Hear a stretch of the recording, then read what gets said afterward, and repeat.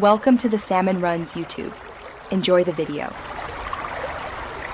You start by preparing essentials, a Google account, billing on if needed, and your dataset ready. Open AI Studio and create a new project, choose a descriptive name and the nearest region to reduce latency. Once done, upload your CSV or Connect Drive. Make sure columns are labeled clearly so the model reads features correctly. You should also whitelist APIs and set quotas now to avoid interruptions. This gets you hands-on immediately and avoids later permission delays. Now you configure the model. Pick classification, regression, or image workflow depending on your labels. You'll choose a base model size and then adjust hyperparameters, learning rate, epochs, and batch size to balance speed and accuracy.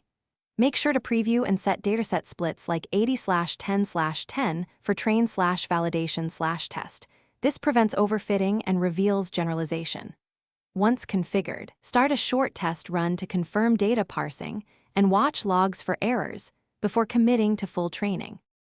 Finish by deploying your trained model as an endpoint, selecting CPU or GPU and scaling options that match expected traffic. Then run sample inferences with diverse inputs to validate outputs, measuring latency and accuracy so you know it meets requirements.